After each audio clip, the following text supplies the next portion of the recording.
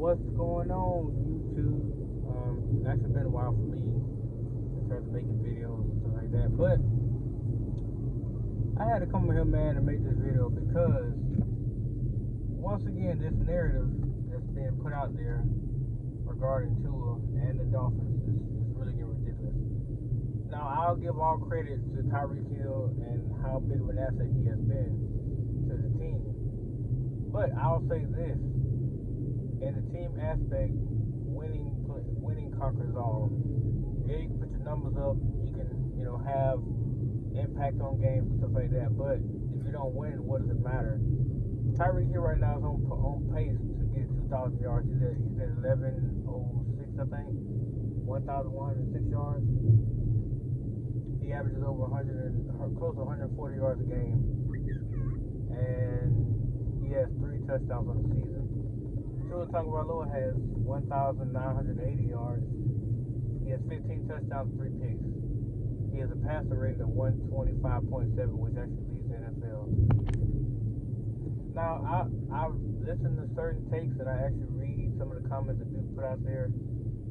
He got crucified from yesterday's performance for underthrowing 2 passes. One of the passes, I completely agree. Had he kept his footing, it was an easy first down. The other pass to Waddle, had he just actually let him instead of lobbing it, it's probably more likely it's a touchdown than Waddle when you go down the sideline. That's no reason to beat somebody up. That's not a reason to continue to alienate him behind 2 throws. Tom Brady missed throws yesterday. Aaron Rodgers did it. Hell, Patrick Mahomes threw the ball 68 times yesterday. Had 440 yards, 2 touchdowns. Shannon Sharp said that was sensational. I disagree. I completely disagree. But he's entitled to his opinion like I'm entitled to mine. To me, the constant and habitual disrespect toward this kid is ridiculous. Skip Bayless and Shannon Sharp said today that Tua is not a very good quarterback, and they both agreed on that. If he's not a good quarterback, then why is it that without him they don't win games? They can't close out games. To be that bad, that means you should be losing games. You really shouldn't be actually winning games that you're slated to win. Case in point against the Bears. Now, the Bears game, he didn't exactly close out like he normally would, but I know he's going to learn from this and get better. The Lions game, he closed it out. The Pittsburgh Steelers game, he closed it out. The Bills game, he closed it out. The Ravens game, he definitely closed that one out. He made a comeback. And the Patriots game, he closed it out. So that's 7 games, that's 5 games out of 6 that Tua's closed out this season alone. And we're not going to talk about other games from his previous years that he's closed out. So where is this constant theme of, well, he's not a good quarterback. He's not this, he's not that. Yet, you give all the credit in the world to Tyreek Hill for putting up 1,100 yards, but you fail to realize who's actually helping this team in the long run. Tyreek is a dynamic weapon, no doubt about it. I mean, Kansas City literally gave up one of the best weapons in the NFL, no doubt. However, he shouldn't take the lion's share of the credit when Tua himself has sat there and worked and perfected his craft to the point to where he's putting these guys in position to score almost every single time they touch the field. And his numbers are showing it. He's had 2 or 3 300-yard games. He had a 450-yard game with 6 touchdowns, and now he's posted back-to-back games with 3+ touchdowns in the game. So he's actually a damn good quarterback, Skip and Shannon. Like that BS right there gotta quit. The boy's not a scrub. He's not a damn has been or once was or whatever. He's a pretty good damn quarterback.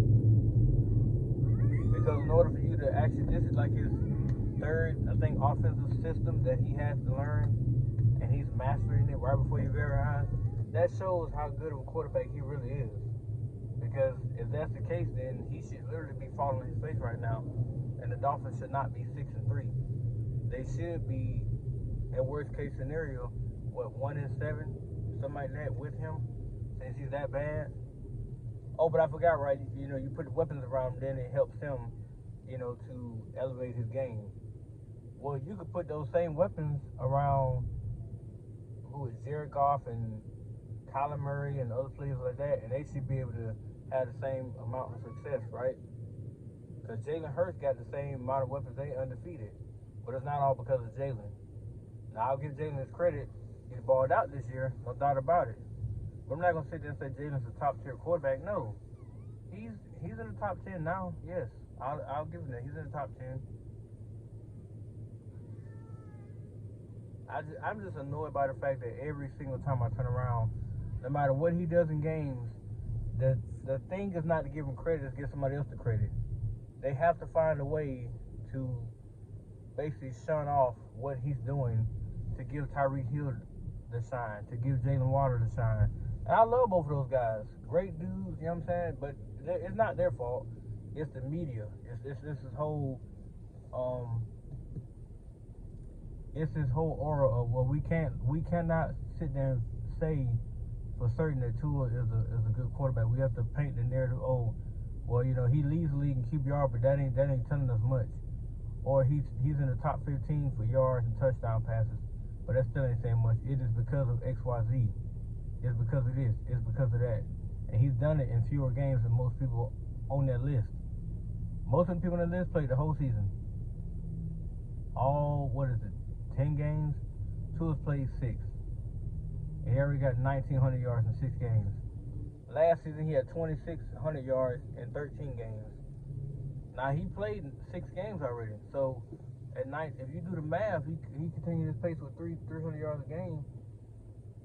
He could throw for 3,500 yards. Possibly, he can even get to 4,000. And they'll probably put up 27, maybe 28. At worst case scenario, 25 touchdowns. Best case scenario, 35 touchdowns. And he still won't get the credit. They're still going to give it to Tyreek. They're still going to give it to Waddle. They want to see him like they saw Mahomes. When Mahomes lost Tyreek, and he had to nickel and dime people down the field. Was Tua not doing that shit last season? Was he not doing it? He had Waddle, but he didn't have Hill. And he still gave you 2,600 yards, 15 touchdowns, and 11 picks. Well, 10 picks, I'm sorry. With just Waddle. So, same situation. It just, he happened to get Tyreek Hill. Then they added a dynamic duo of a quarterback tandem to give him Wilson and Mostert. And look what he's doing right now. But that's not what they want to do. And I'm like, at this point, give that boy his damn credit. You give Tom Brady credit. You give Aaron Rodgers credit. You give Justin Herbert credit. You give Joe Burrow credit. All those guys got talented people around them.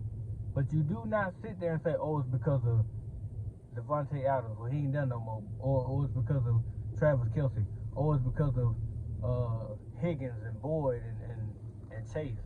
Or it's because of Keenan Allen and Mike Williams and Austin Eckler.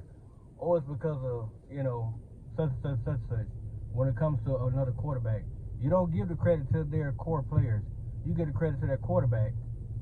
So why is Tua so damn disrespected? And he's not even begging people to give him credit. He's not saying a word. All he does is go out there winning games, balling out, doing what he has to do to close out games and beat teams and silence the critics.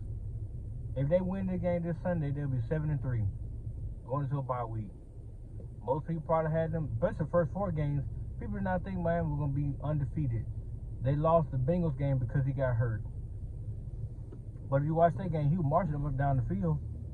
It wasn't like they weren't in position to score. He threw that one dumbass pick from trying to actually force the ball to Tyreek when you don't have to force it because it's going to come open. The defense will respect both Waddle and Tyreek on the field at the same time. They have to. But outside of that game, when he got hurt, what did the Dolphins do? They underperformed all the way while he was injured. They got embarrassed by the Vikings. They got embarrassed by the Jets. Then he came back against Pittsburgh. They had to rekindle their chemistry on the fly on the live game. Then they went and took it to the damn Lions after the defensive unit gave us so many points.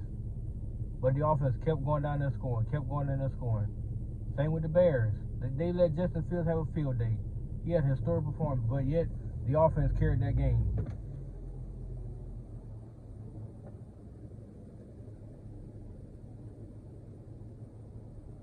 We're going to talk about how many of them.